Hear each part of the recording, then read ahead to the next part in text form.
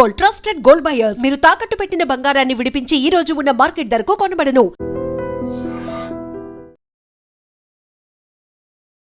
నమస్తే, నేను Kavitha. Welcome to I dream news and నిజాలు. ఆర్ఎస్ఎస్ 100 ఏళ్లు కంప్లీట్ చేసుకున్న సందర్భంగా ప్రధానమంత్రి నరేంద్ర మోదీ 100 రూపాయల కాయిన్తో పాటుగా స్పెషల్ పోస్టల్ స్టాంప్ని రిలీజ్ చేశారు. ఆ సందర్భంగా ఆయన చేసినటువంటి వ్యాఖ్యలు భారతదేశంలో డెమోగ్రఫిక్ చేంజెస్ రావడానికి కొన్ని శక్తులు కుట్రలు పన్నుతున్నాయనేది. అయితే దాని గురించి చర్చ జరపకుండా ఆ కాయిన్లో ఉన్నటువంటి భరతమాత చేతిలో కాషాయ ధ్వజం ఎందుకు ఉంది, తిరంగా ఎందుకు లేదు అనేటువంటి చర్చ ఎందుకని మొదలైంది. యాక్చువల్గా మనం దేని గురించి మాట్లాడుకోవాలి, దేన్ని విస్మరించాల్సినటువంటి అవసరం ఉంది. మనతో పాటుగా ఉన్నారు సీనియర్ జర్నలిస్ట్ సురేష్ కొచ్చాతిల్ గారు. సార్ నమస్తే. సో డెమోగ్రఫిక్ చేంజెస్ గురించి మాట్లాడుకుంటే మనం గతంలో జరిగినటువంటి ఒక ఎపిసోడ్లో అస్సాంలో వచ్చినటువంటి డెమోగ్రఫిక్ చేంజెస్ గురించి మాట్లాడుకున్నాం. 35 డిస్ట్రిక్ట్స్లో 15 డిస్ట్రిక్ట్స్ అనేవి ముస్లిం మెజారిటీ డిస్ట్రిక్ట్స్గా మారిపోయాయని ఇప్పుడు ప్రధానమంత్రి నరేంద్ర మోదీ చేసింది కూడా బెంగాల్ని ఉద్దేశించి జరగబోయేటువంటి ఎన్నికల్ని దృష్టిలో పెట్టుకునే మోదీ మాట్లాడారు అనేటువంటి ఒక మాట వినిపిస్తోంది. యాక్చువల్గా డెమోగ్రఫిక్ చేంజెస్ కేవలం బెంగాల్కో అస్సాంకో మాత్రమే పరిమితమయ్యాయా? ఆయన ఎందుకని ఆ వ్యాఖ్యలు చేశారు? ఎందుకంటే డెమోగ్రఫిక్ చేంజ్ అనేది మనకు అన్నిటికంటే పెద్ద థ్రెట్ అండి. ఇప్పుడు మన రోహింగ్యాల గురించి మాట్లాడతాం, బంగ్లాదేశాల గురించి మాట్లాడతాం. అదే టైంలో యుక్రెయిన్ రష్యా వార్లో మనం చూడట్లేదు ఆ వార్ ఎందుకు మొదలైందని, ఆ యుద్ధం ఎందుకు మొదలైందని. రష్యన్ స్పీకింగ్ పాపులేషన్ యుక్రెయిన్లో చాలా చోట్ల ఉన్నారు. వాళ్ళ మీద చేసే అత్యాచారాలని మేము అరికట్టడానికి మేము చేసిన యుద్ధం అని రష్యా చెప్తున్నారు. Russian speaking Ukrainians. అది జాగ్రఫీ గురించి కొట్లాడుతున్నారు, మన హిస్టరీ గురించి కొట్లాడుతున్నాం అంతే. భారతదేశంలో పోరాటం చేసిన హిస్టరీ గురించి. ఇప్పుడు మనం అర్థం చేసుకోవాలంటే వీళ్ళందరూ ఏమంటారు, ఆర్ఎస్ఎస్ స్వాతంత్ర ఉద్యమంలో పార్టిసిపేట్ చేయలేదని. Okay, we'll agree with that. ఏం అగ్రీ చేస్తాం? కొన్ని పేర్లు చెప్తాను. నానాజీ దేశ్ముఖ్, దీన్ దయాళ్ ఉపాధ్యాయ్, వీళ్ళందరూ ఉన్నారు కదా. నెహ్రూ క్యాబినెట్లు కూడా ఉన్నారు కదా. వాళ్ళు ఎక్కడి నుంచి వచ్చారండి? వీళ్ళందరూ పండిత్ మదన్ మోహన్ మాల్వియా ఎక్కడి నుంచి వచ్చారండి? వీళ్ళందరూ సంఘ్ విచారం నుంచి వచ్చినారు. I'm not saying the RSS technically speaking. Pandit Deen Dayal Upadhyay use of ideologue of BJP. ఎక్కడి నుంచి వచ్చారు వీళ్ళు?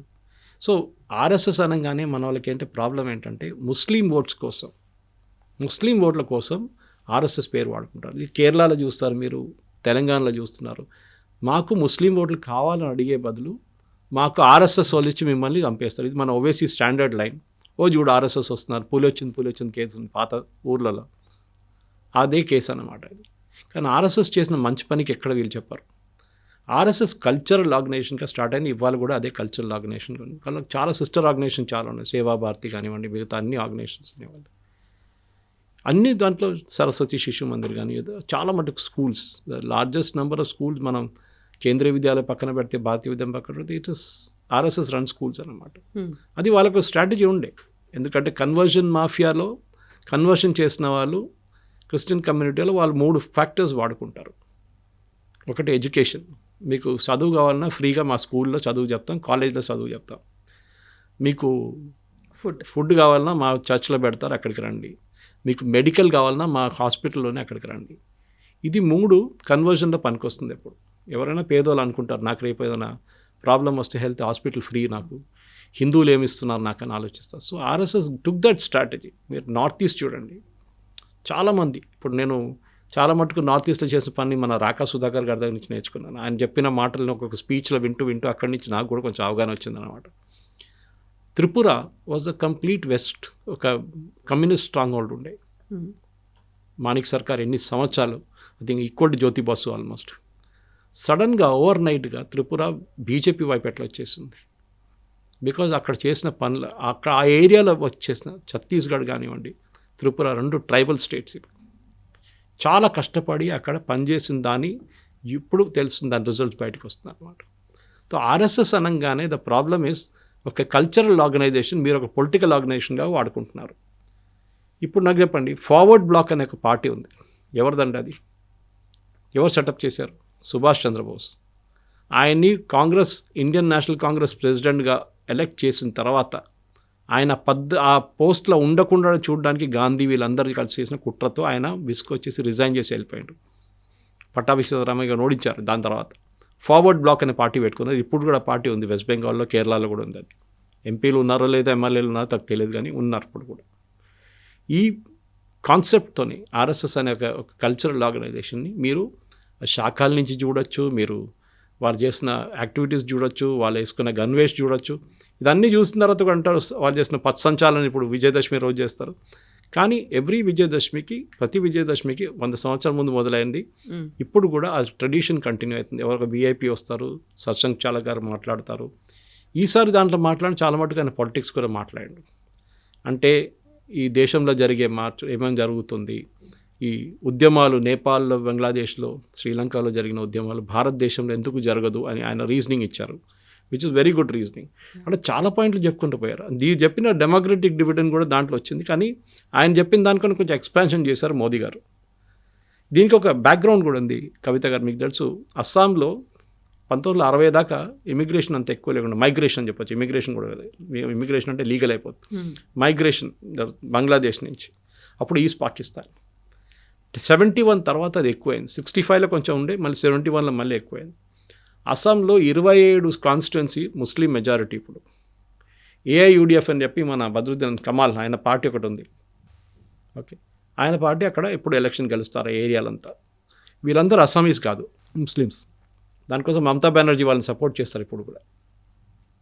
సో అక్కడ దాని తర్వాత జరిగిన ఉద్యమాల్లో ఆల్ అస్సాం స్టూడెంట్స్ యూనియన్ అని చెప్పి ప్రఫుల్ల కుమార్ మహంతా వీళ్ళంతా మన కాలేజీలో ఉన్నప్పుడు వింటూ స్టోరీ ఇది ఎక్కువగా వినిపించే వాళ్ళు పెద్ద అజిటేషన్ చేసి లాస్ట్లో రాజీవ్ గాంధీ అగ్రిమెంట్కి వచ్చారు. అక్కడున్న అందరినీ తీసేస్తాం, నాన్ అస్సామీస్ అందరినీ, అంటే ఇంక్లూడింగ్ హిందూస్.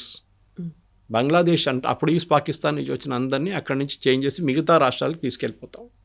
కానీ జరగలేదు, కొంచెమే జరిగింది. దాని తర్వాత రాజీవ్ గాంధీ ఆల్సో పాస్డ్ అవే.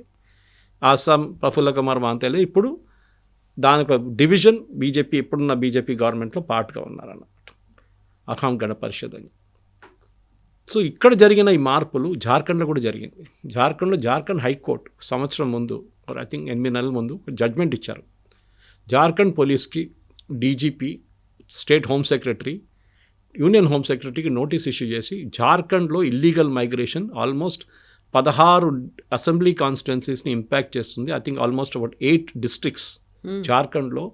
Tribal areas, Jharkhand almost tribal, completely tribal ఏరియాలో మీరు ల్యాండ్ కూడా కొనలేరు. మీరు అరకుకి వెళ్ళి ల్యాండ్ కొనలేరు, మీరు ఇక్కడ నీలగిరీస్కి వెళ్ళి చేయలేరు మీరు. అట్లనే చాలా మటుకు నార్త్ ఈస్ట్లో కూడా ప్రొటెక్షన్ ఇస్తారు, 6 షెడ్యూల్ కింద అది కూడా ప్రొటెక్షన్ ఒకటి ఉంది వాళ్ళకి. అది కూడా జరిగినప్పుడు జార్ఖండ్ హైకోర్టు చెప్పారు, ఇక్కడున్న ఇల్లీగల్ ముస్లిం మైగ్రెంట్స్ వచ్చి ఎక్కడి నుంచో, బంగ్లాదేశ్ నుంచో అక్కడి నుంచి వచ్చి ఇక్కడున్న మహిళల్ని పెళ్లి చేసుకుని ట్రైబల్స్ని, పిల్లల్ని ఇచ్చి దాని తర్వాత వాళ్ళు ముస్లింగానే ఉండిపోతున్నారు, వాళ్ళు ట్రైబల్గా కన్వర్ట్ చేయలేరు, వాళ్ళు they are remaining as Muslims. అది మీరు మార్చాలి, వీళ్ళందరినీ రిటర్న్ పంపించేసి అని చెప్పి ఆర్డర్ ఇచ్చారు. అది ఇంప్లిమెంట్ అయిందో లేదో తెలియదు. అట్లా చాలా మట్టుకు మార్పులు వచ్చినాయి. ఇప్పుడు మీరు జమ్మూ కాశ్మీర్ తీసుకోండి, అక్కడ రోహింగ్యాలు తీసుకొచ్చి రీసెటిల్ చేశారు కాంగ్రెస్ వాళ్ళు. ఎందుకు వాళ్ళేమనుకున్నారు, ఒకరోజు వీళ్ళు జమ్మూ కాశ్మీర్లో పాపులేషన్లో Jammu is majority Hindu population, అక్కడ ముస్లిమ్స్ తీసుకొచ్చి పెడితే రేపు డెమోగ్రఫీ మారిపోతుంది, మా ముస్లిం ఓట్లు ఎక్కువైతుంది. మీరు చాలా మటుకు భారతదేశంలో ఉన్న కాన్స్టిట్యున్సీలు చూస్తే ఇండిపెండెన్స్ టైం నుంచి ఇప్పటికీ చాలా కాన్స్టిట్యున్సీస్లో ముస్లిం మెజారిటీ అయిపోయారు. అది ఎట్లా జరిగిందంటే వాళ్ళ పాపులేషన్ రైస్ అంతా. ఇప్పుడు మలప్పురం కేరళలో తీసుకోండి, మలప్పురం డిస్ట్రిక్ట్ కేరళలో అన్ని డిస్ట్రిక్ట్స్లో నెగటివ్ గ్రోత్ ఉంది. ఇప్పుడు కాదు, చాలా సంవత్సరాల నుంచి నెగటివ్ గ్రోత్, అంటే బిలో ఫర్టిలిటీ లెవెల్ అంటాం మనం. బిలో ఫర్టిలిటీ అంటే ఒక పుట్టడం కన్నా number of people dying is more than the number of people being born, అట్లా ఆ కాన్సెప్ట్ అనమాట. సో ఫర్టిలిటీ లేవు అంటే పాపులేషన్ తగ్గు వస్తుందని. తమిళనాడు ఆల్సో అచీవ్డ్, ఇప్పుడు తెలంగాణ కూడా అట్లా వస్తుందని. కానీ కొన్ని చోట్ల మనం చూస్తాం పాపులేషన్ చాలా ఎక్కువ ఉంటుంది వాళ్ళది. అది వాళ్ళ డెలిబరేట్ స్ట్రాటజీయో లేకుంటే వాళ్ళు కాంట్రసెప్టివ్స్ని బిలీవ్ చేయరో అది ఉండొచ్చు వాళ్ళ పాపులేషన్. కానీ జరుగుతుంది ఏంటంటే డెమోగ్రఫీ మారిపోతుంది. చాలా మటుకు మన రైట్స్ టైంలో చూసే, ఇప్పుడు కూడా మొన్న కూడా జరిగిన రైట్స్ ఏం చెప్పారు, హమ్ అభి 30 ही है, 30% ये है, जब हम 50% होंगे तो हम दिखाएंगे क्या कर सकते हैं. PFI వాళ్ళ డాక్యుమెంట్ బీహార్లో ఒక రేడ్లో దొరికింది. 2047 కన్నా మేము భారతదేశాన్ని ఒక ఇస్లామిక్ రిపబ్లిక్గా మార్చేస్తాం, మా పాపులేషన్ పెంచడం దాంట్లో స్ట్రాటజీ. దానికోసం ఇప్పుడున్న కొంత ముఖ్యమంత్రులు, స్టాలిన్ కానివ్వండి, హిందువులు కూడా ముగ్గురు పిల్లలు కానివ్వండి మేము మీకు సపోర్ట్ చేస్తాం ఫైనాన్షియలీ అని చెప్తున్నారు. They are also seeing the వాళ్ళు కూడా చూస్తున్నారు, ఆ థ్రెట్ వాళ్ళకి తెలిసిపోయింది. ఇప్పుడు మీరు ఒక టైంలో కూర్గ్ వెళ్తే, కొడగు, అక్కడ మీకు ముస్లిమ్స్ అసలు కనిపించారు. ఐ రిమెంబర్ 10-15 సంవత్సరాల ముందు కొడగుకి వెళ్ళినప్పుడు అక్కడ అస్సలు ముస్లిమ్స్ ఉండరు, చాలా తక్కువ. తర్వాత ఇప్పుడు నేను ఒక 2 సంవత్సరాల ముందు వెళ్ళినప్పుడు కంప్లీట్ మారిపోయింది. అక్కడ మస్జిద్ల మీద మస్జిద్లు కట్టేస్తున్నారు రోడ్ల మీద. కూర్గ్లో ఒక రూల్ ఉండే, ల్యాండ్ మీరు కొనలేరు కూర్గీస్ దగ్గర నుంచి, బ్యాండ్ ఉండే, కాఫీ ఎస్టేట్స్ ఉంటాయి అక్కడ మోస్ట్లీ. కానీ అది కూడా మార్చేశారు, రూల్ మార్చేశారు. ఇప్పుడు ఏమైందంటే అక్కడ స్లోలీ ముస్లిం మెజారిటీ మారిపోతుంది. అది ఎక్కడి నుంచి వస్తున్నారు? అందరూ కేరళ నుంచి వచ్చారు, నార్దర్న్ కేరళ నుంచి. నార్దర్న్ కేరళ నుంచి ఫస్ట్ కాసర్గోడ్ ఇస్ బార్డర్, దాని తర్వాత మ్యాంగ్లూర్ నుంచి ఉడుపి నుంచి Kodagu. Udupi and Kodagu strong Hindu constituencies. Mangalore Christians చాలామంది ఉన్నారు, కానీ వాళ్ళు టిప్పు సుల్తాన్ చేతిలో వాళ్ళ మీద చేసిన అత్యాచారాలతో వాళ్ళకి ముస్లిమ్స్ అసలు పడదు. టిప్పు సుల్తాన్ చేసిన తప్పులకి ఇప్పుడు కూడా ముస్లిం కాన్స్టిట్యున్సీ ఎవరైనా పెడితే ఓడిపోతారు వాళ్ళు. Your Oscar Fernandes was from there, George Fernandes was from there, Mangalore. వీళ్ళందరూ అక్కడి నుంచి వచ్చారు. సో మ్యాంగ్లూర్ నుంచి మీరు ఉడుపి వైపు వెళ్తారు కదా, Udupi was a very strong, BJP అక్కడి నుంచి గెలుస్తుండే చాలా మటుకు. దాని తర్వాత కొడగు. ఇప్పుడు అక్కడంతా ప్రొఫైల్ అంతా మారిపోయింది. సో మీరు ఒక్క కాన్స్టిట్యున్సీ చూస్తున్నారు. బీహార్లో కిషన్గంజ్ అని చెప్పి ఒక ఏరియా ఉంది, ఒక డిస్ట్రిక్ట్ లాగా ఉంటుంది. అక్కడ 8 కాన్స్టిట్యున్సీలు ఉన్నాయి, అసెంబ్లీ సెగ్మెంట్స్. దాంట్లో 8లో all are having plus population. ఇంకోటి ఆధార్ కార్డ్ మిస్యూస్. ఇదే బంగ్లాదేశ్ వాళ్ళు చేసుకుంటే 20,000 రూపాయలు వచ్చి మీకు ఆధార్ కార్డ్ వచ్చేస్తుంది. That is upper limit. 5,000 కూడా ఆధార్ కార్డ్ ఇచ్చేస్తారు. వెస్ట్ బెంగాల్లో పెద్ద ఫ్యాక్టరీ ఉంది, అంది. కేరళలో కూడా ఉంది ఫ్యాక్టరీ ఒకటి, పెర్మావూర్ అని చెప్పి. ఇక్కడ వీళ్ళేం చేస్తారంటే ఒక అనాలిసిస్ చేసినప్పుడు యుఐడిఐ, unique identification authority of India, 100 మంది ఉంటే ఈ కిషన్గంజ్లో 6 కాన్స్టిట్యున్సీస్ ఆర్ ప్రో ముస్లిమ్స్, అంటే ముస్లిం పాపులేషన్ ఎక్కువ. అక్కడ 100 మంది ఉంటే 140 కార్డులు ఇష్యూ చేశారు. 100 మంది పాపులేషన్ ఉంటే 140% హ్యాస్ క్రాస్ 140%. సాచురేషన్ అంటారు దాన్ని వీళ్ళ లాంగ్వేజ్లో. ఒక్క అసెంబ్లీ సెగ్మెంట్ హిందూ మెజారిటీ ఉంది, అక్కడ 96 ఉన్నాయి. 100 మందికి 96 కార్డులు ఇష్యూ చేశారు. సాచురేషన్ కూడా అచీవ్ కాలేదు, టోటాలిటీ కూడా అచీవ్ కాలేదు.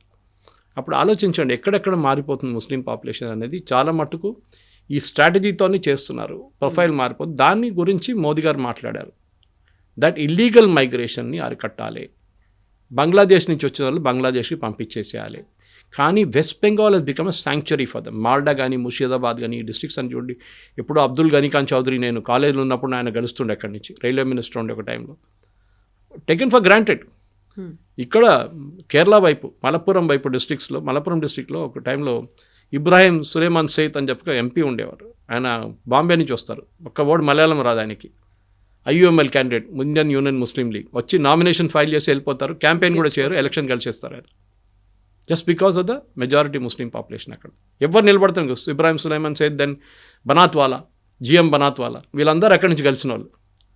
సో ది ప్రాబ్లం ఈజ్ చాలా సింపుల్. ఏంటంటే బార్డర్ డిస్ట్రిక్ట్స్ ఉంటే ముందు, కానీ ఇప్పుడు వీళ్ళు రీసెటిల్ అయిపోతున్నారు.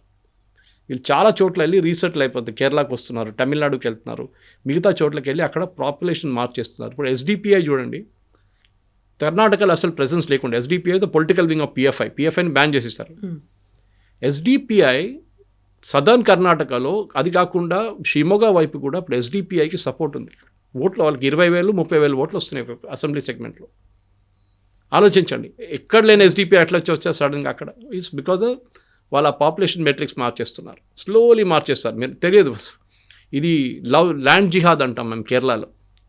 ఫస్ట్ ఒక ఇల్లు వచ్చి కొనుక్కుంటారు, మీ దగ్గర ఇల్లు ఉందండి, దాని విలువ 90 లక్షలు. వాళ్ళు వచ్చి ఏమంటారు, అడుగుతా మీ ఇల్లు అమ్ముతారమ్మా అంటే, లేదండి మాకు ఇంట్రెస్ట్ లేదంటే, ₹1,00,00,000 ఇస్తాం, 1,25,00,000 ఇస్తా అంటారు. ఇప్పుడు సడన్గా యూ విల్ వేకప్ చేసి చెప్పేస్తారు, ఇస్తారా అంతా, సంతకం తీసుకొని ల్యాండ్ రిజిస్ట్రేషన్ చేసుకుంటారు. నెక్స్ట్ పక్కన ఇంకో ఇల్లు తీసుకుంటారు, 3వ ఇల్లు తీసుకుంటారు, దాన్ని 4 తర్వాత రేట్ తగ్గించేస్తారు. వాళ్ళు అమ్మాల్సిందే వచ్చేస్తుంది లాస్ట్లో, because the entire areas become Muslim. This is the strategy they have. Trichur town, మా హోమ్ టౌన్లో కూడా ఇదే స్ట్రాటజీ ఉంది వాళ్ళది. చాలా మటుకు జరిగింది, కానీ డిమానిటైజేషన్ తర్వాత పెద్ద దెబ్బ తగ్గింది అందరికీ.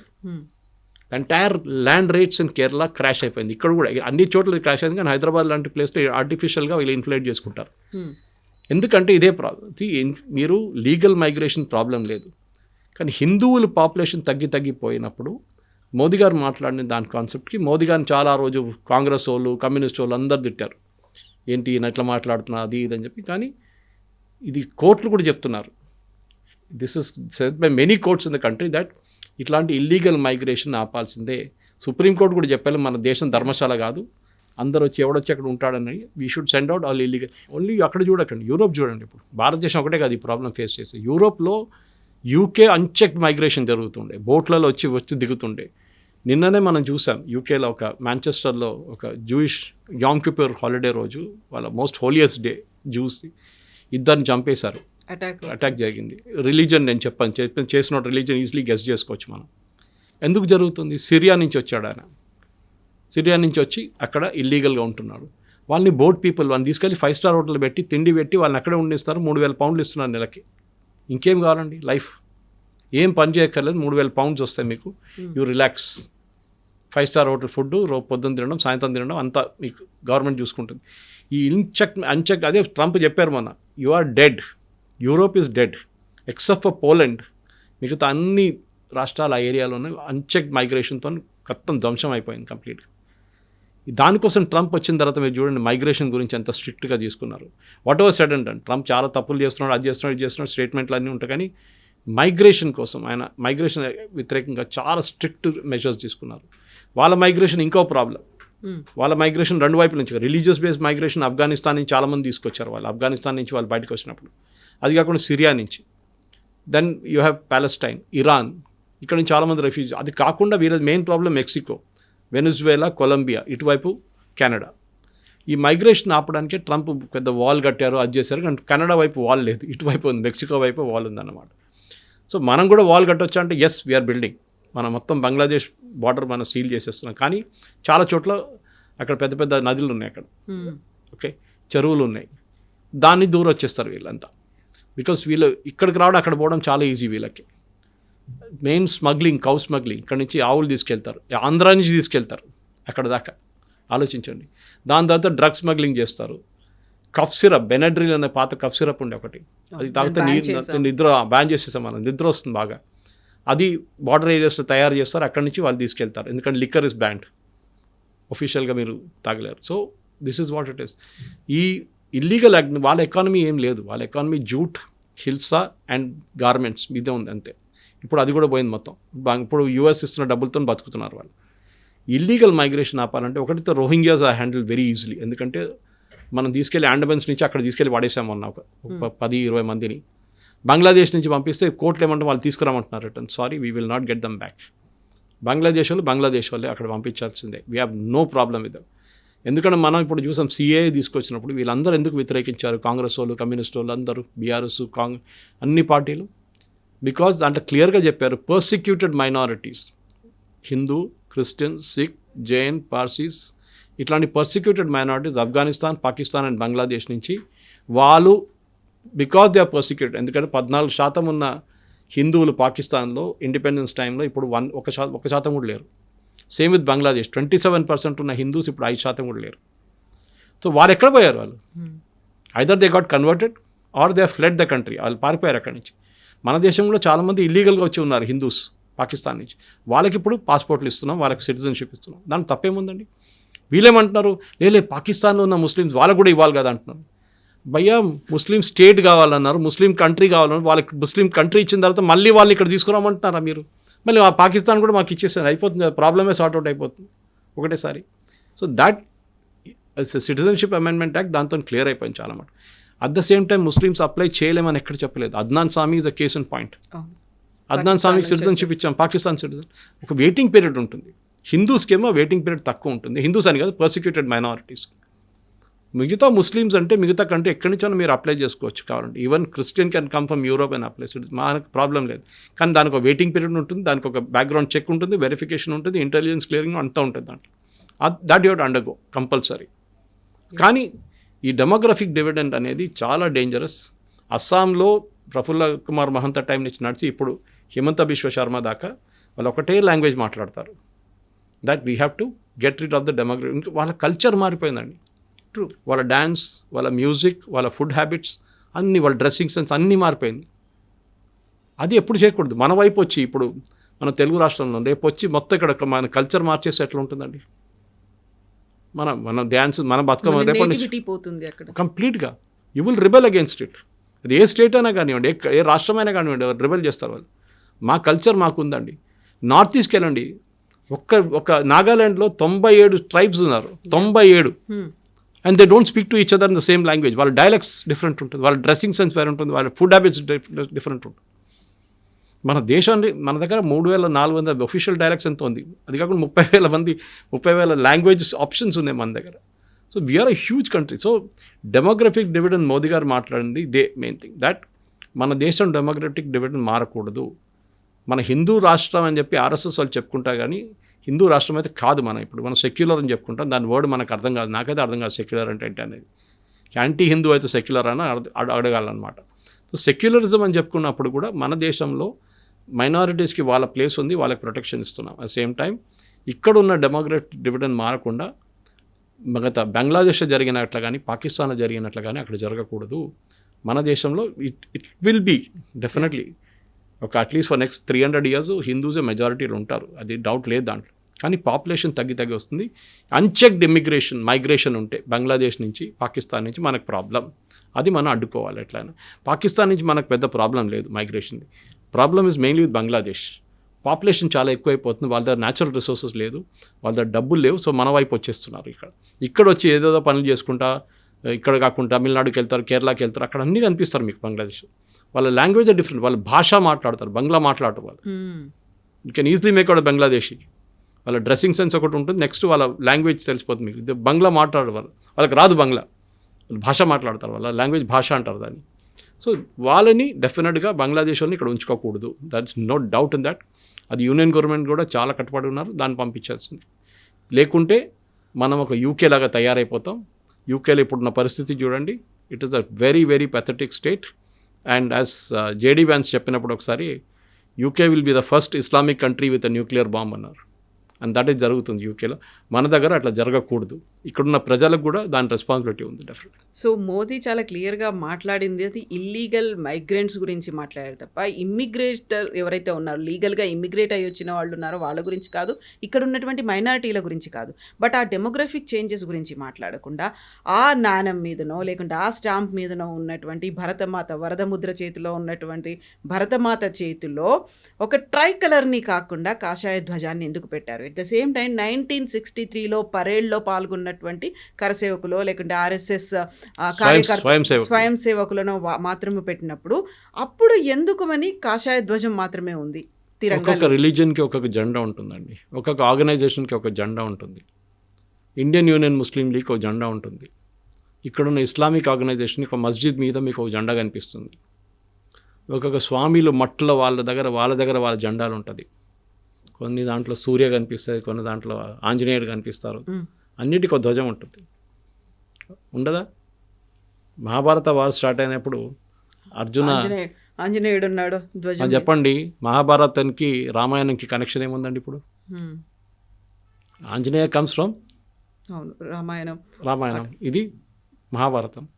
కనెక్షన్ ఎక్కడి నుంచి వచ్చిందండి? ఇది పెద్ద డిబేట్. నేను ఒకసారి ఒక రిలీజియస్ స్కాలర్ దగ్గర అని ఆయన చాలా ఎక్స్ప్లెనేషన్ ఇచ్చాడు. కానీ సింబలిజం అని ఉంటుంది మన దగ్గర, సింబలిజం ఇంపార్టెంట్. అది హనుమంతుడు ఎట్లా వచ్చిందో ధ్వజం మీద, అది డిఫరెంట్ కాంటెక్స్ట్, కానీ సింబలిజం ఉంది అక్కడ కూడా. అదే ధ్వజం కదా, కలర్. సో ఆర్ఎస్ఎస్ భారత మాత అని వాళ్ళ ఒక కాన్సెప్ట్ ఉంది ఒకటి. అది మీరు జ్యోతి ప్రజ్వలన చేస్తున్నప్పుడు కూడా ఆర్ఎస్ఎస్ ఏ ఫంక్షన్ అయినా కానీ ఆ టైంలో కూడా భారత మాత అదే ఉంటుంది. ఇది పెద్ద కాంట్రవర్సీ కేరళలో జరిగింది మొన్న ఒక 2 నెలల ముందు. అక్కడ ఉన్న గవర్నర్ రాజశేఖర్ ఆయన ఫంక్షన్లో రాజ్భవన్లో భారత్ మాతది పెట్టి చేస్తే కేరళ మినిస్టర్స్ దిగి వెళ్ళిపోయారు వాళ్ళు. అంటే వాళ్ళకి స్టాలిన్ ఫోటో పెడితే, మావో ఫోటో పెడితే, లెనిన్ ఫోటో పెడితే ప్రాబ్లం లేదు, కానీ భారతమాత ఫోటో పెట్టకూడదు. ఓకే, మీరు అడిగిన ప్రశ్నకి ఈ జెండా ఏముందంటే అది వాళ్ళ సింబల్, వాళ్ళ ఆర్గనైజేషన్ కల్చరల్ సింబల్ అది. దాన్ని మార్చి మళ్ళీ మీరు ట్రై కలర్ పెట్టమంటే రేపు అదే అడుగుతారు, వీళ్ళకి ఎంత అథారిటీ ఇచ్చారు ట్రై కలర్ పట్టుకోవడానికి? ట్రై కలర్ మన నేషనల్ ఫ్లాగ్ కదా, ఆర్ఎస్ఎస్ వాళ్ళకి ఎట్లా ఇస్తారని అది ఇంకా ఉల్టా డైలాగ్ ఉంటుంది అప్పుడు. ఇన్ఫ్యాక్ట్ 91 మీకు తెలుసు, మన ఇంట్లో కూడా మన జెండా పెట్టుకోలేని పరిస్థితి ఉన్నది, except for August 15th and January 26th and October 2nd. మిగతా ఏ రోజులో మీరు ఇంట్లో జెండా పెట్టుకోకూడదు, మీ కంపెనీలో కూడా జెండాలు ఎగిరియకూడదు. కానీ నవీన్ జిందల్ కేసులో సుప్రీంకోర్టు ఇచ్చిన జడ్జ్మెంట్ తర్వాతనే జెండా మనం యూజ్ చేసుకోవచ్చు, కామన్ పర్సన్ కూడా అని చెప్పేసి. అది కాకుండా ఇప్పుడు ఆర్ఎస్ఎస్ వాళ్ళది వాళ్ళ కల్చర్, అది వాళ్ళ కాయిన్ వాళ్ళ మీద రిలీజ్ చేస్తున్నారు, కాంగ్రెస్ వాళ్ళ మీద కాదు కదా. ఇప్పుడు చెప్పండి, ఇప్పుడు కాంగ్రెస్ వాళ్ళు వాళ్ళకి రేపు కాయిన్ రిలీజ్ చేస్తారు. ఎన్ని సంవత్సరాలు యానీ బేసెంట్ సెటప్ చేసినప్పుడు, ఏఓ హ్యూమ్ సెటప్ చేసినప్పటి నుంచి కాయిన్ సెటప్ చేసి రిలీజ్ చేస్తారు. అప్పుడు దాంట్లో నేషనల్ ట్రై కలర్ పెడతారండి. Hmm. కాంగ్రెస్ జెండాని Initially పెడతాం, ఏదైతే ఉందో చర్కా వాళ్ళ జెండాని పెడతాం కదా ఆ టైంలో. ఎందుకు? వాళ్ళ జెండా ఉండే ఆ టైంలో అది. సో మీరు కంపల్సరీగా భారత్ మాత కూడా జెండా పెట్టుకోవాలంటే సింబలిజం కనుక పెట్టుకోవచ్చు రేపు, కానీ వాళ్ళ కాషాయ జెండం అనేది ఒక హిందూ సైన్, హిందూ ఐకాన్ అది. ఆర్ఎస్ఎస్ వాళ్ళు దాన్ని యూజ్ చేస్తారు. వాళ్ళ దాంట్లో జెండా చాలా ఇంపార్టెంట్ వాళ్ళ సెరమనీలో. అది శాఖ ఉండొచ్చు, బయటకు ఉండొచ్చు, ఏమైనా ఉండొచ్చు. దాన్నింటిలో జెండా వాళ్ళది ఒక సింబల్ లాగా ఉంటుంది, ముందే ఉంటుంది అది ఎప్పుడైనా. గురు పూర్ణిమ రోజు కూడా ఉంటుంది అది. చాలా ఇంపార్టెంట్. సో ఆ జెండాని యూజ్ చేసాం కాయిన్లు అంటే ఇట్స్ కరెక్ట్. అక్కడ మనం రీప్లేస్ ఏం చేయమంటారు? కమ్యూనిస్ట్ వాళ్ళు జెండా పట్టుకోమంటారా? కాదు కదా. We cannot do that. రేపు కమ్యూనిస్ట్ వాళ్ళది 100 years అని చెప్పి ఒక పెట్టుకుందాం ఫర్ ఎగ్జాంపుల్. అక్కడ మీరు దాని బదులు నేషనల్ ఫ్లాగ్ పెట్టుకుంటే కమ్యూనిస్ట్ వాళ్ళు అగ్రీ చేస్తారు? కాదు. వాళ్ళ రెడ్ జెండా ఒకటి ఉండాలంటారు వాళ్ళు. అదే కదా వాళ్ళది, లాల్ జెండా. 1991 జిందాల్ కేసుకి సంబంధించి అప్పుడు వాళ్ళ ఓన్ ఫ్లాగ్ పెట్టుకోకూడదు అన్నప్పుడు మాత్రమే తిరంగా అనేది వచ్చింది. తిరంగాని కూడా ఆర్ఎస్ఎస్ అప్పటిదాకా యూజ్ చేయలేదు. బట్ ఇక్కడే ఒక కాంట్రాస్ట్ స్టేట్మెంట్ అనేది కూడా కనిపిస్తుంది. దే పార్టిసిపేటెడ్ ఇన్ ఫ్రీడమ్ స్ట్రగుల్లో పార్టిసిపేట్ చేసినటువంటి ఆర్ఎస్ఎస్ ఎందుకని తిరంగాని 1991 వరకు పెట్టుకోలేదు? ఇప్పుడు వాళ్ళు నిజంగా రెస్పెక్ట్ అనేది ఉంది, వాళ్ళ ఆ ఉద్యమంలో పార్టిసిపేట్ చేశారు, స్వాతంత్ర సంగ్రామంలో ఉన్నారు అనుకున్నప్పుడు రెస్పెక్ట్ అనేది ఎందుకు ఇవ్వలేదు అనేది? ఆర్ఎస్ఎస్ వాళ్ళ పాయింట్ ఆఫ్ వ్యూ, ఆర్ఎస్ఎస్ వాళ్ళు మాట్లాడాలండి. I cannot speak for them. Not official representative like Sunil Ambedkar లేకుంటే మిగతా ఎవరో, కానీ నేను మాట్లాడలేను. కానీ నా ఒక పర్స్పెక్టివ్, నాకు తెలిసిన మటుకు వాళ్ళు ఆ 1991 దాకా ఒక రెస్ట్రిక్షన్ ఉండే, ఎవరైనా కానివ్వండి we cannot file a flag. సరే మీరు అడగవచ్చు August 15th ఎందుకు ఫ్లై చేయట్లేదు అని చెప్పి. So good point of view. మన ఓవైసీ దగ్గర అడగలేదు మీరు ఈ ప్రశ్న? ఓవైసీ మీరు ఎప్పుడైనా నేషనల్ ఫ్లాగ్ ఇప్పుడు స్టార్ట్ చేశాడు 2 సంవత్సరాల ముందు. దానికన్నా ముందు సుల్తాన్ సలావుద్దీన్ ఓవైసీ ఉన్నప్పుడు, అప్పుడు ఆయన ఫాదర్ ఉన్నప్పుడు, కానీ ఇప్పుడు అసదుద్దీన్ ఓవైసీ ఉన్నప్పుడు వీళ్ళు ఎప్పుడైనా తిరంగా ఎప్పుడైనా చూసారా ఫ్లై చేస్తున్నది? చేయరు వాళ్ళు. That is their logic. వాళ్ళ లాజిక్ అలాగుంటుంది. వాళ్ళ రిలీజియస్ ఫ్లాగ్ వాళ్ళకు ఉంటుంది. ఎవరు అడగట్లేదు. ఆర్ఎస్ఎస్ వాళ్ళది ఆర్ఎస్ఎస్ వాళ్ళ దగ్గర అడగాల్సి వస్తుంది. That you will get an official representative to give a statement for the my perspective is వాళ్ళకున్న ఆ టైంలో ఉన్న రెస్ట్రిక్షన్స్ వాళ్ళు అట్లనే పాటించారు. దాని తర్వాత వాళ్ళు చేస్తారా చేయరు అనేది that is up to the organisation, that is up to the Sarsanghchalak, వాళ్ళ డిసిషన్ వాళ్ళకు ఉంటుంది. కానీ ఒక జెండా పట్టుకుంటేనే అవుతుందా అని చెప్తే మీరు సిఏ అజిటేషన్లో కానివ్వండి, ఇక్కడ ఢిల్లీ రైట్స్ల టైంలో కానివ్వండి, అందరూ జెండా పట్టుకొని రాళ్ళు విసిరారు. అప్పుడు వాళ్ళు ఎవరండి? ఈ షర్జీల్ ఇమాము ఇంకా వీళ్ళందరూ. అంటే జెండా పట్టుకొని అయిపోతుంది అంతా. జెండా స్టేడియంలో కూడా పట్టుకుంటారు మ్యాచ్ జరుగుతున్నప్పుడు, క్రికెట్ మ్యాచ్ జరుగుతున్నప్పుడు. అదే టైంలో రాళ్ళు విసిరుస్తున్న వీళ్ళందరూ షర్జీల్ ఇమామ్ లాంటి వాళ్ళు, ఢిల్లీ రైట్స్లో పార్టిసిపేట్ చేసిన వాళ్ళందరూ వాళ్ళు కూడా తీసుకున్నారు కదా. ఇక్కడ కూడా మనం యాంటీ సిఏ అజిటేషన్ టైంలో లోవర్ ట్యాంక్ బండ్ రోడ్లో నేషనల్ ఫ్లాగ్ పెట్టుకొని చాలా పెద్ద ఊరేగింపు తీశారు కదా. అంటే వాళ్ళు national flag like it and వాళ్ళు పాటిస్తున్నారు అనుకుంటున్నారు? కాదు, సింబాలిజం అది, అంతే. సింబాలిజం వాడుకుంటారు. కమ్యూనిస్ట్ వాళ్ళ దగ్గర అడుగుతుందండి, కమ్యూనిస్ట్ వాళ్ళ దగ్గర అడగాలి. వాళ్ళ పార్టీ కాంగ్రెస్లో, వాళ్ళ పార్టీ పాలిట్ బ్యూరో మీటింగ్స్లో, వాళ్ళ పార్టీ నేషనల్ ఎగ్జిక్యూటివ్ కమిటీ మీటింగ్లో వాళ్ళు ఉన్నప్పుడు వాళ్ళు నేషనల్ ఫ్లాగ్ ఎందుకు చేయట్లేదు, ఎందుకు ఫ్లై చేయట్లేదు? వాళ్ళు కమ్యూనిస్ట్ ఫ్లాగ్ ఎందుకు ఫ్లై చేస్తున్నారు? అక్కడ కూడా అదే ఉండాలండి. Same philosophy should be followed everywhere. At the same time I don't hold a brief for the RSS. వాళ్ళది వాళ్ళు చూసుకుంటారు. They are an independent organisation. వాళ్ళు చేస్తున్న ఫిలాసఫీ వాళ్ళకు ఉంది. They will carry on with that. Yes, sir. Thank you so much, sir. Thank you. And for more videos, Please subscribe to iDream. Please subscribe to iDream. Please subscribe iDream. And please subscribe to iDream. For more videos, subscribe to iDream. please like, share and subscribe to the channel. Congratulations, iDream. Subscribe to iDream. Subscribe to iDream. So subscribe to iDream Media.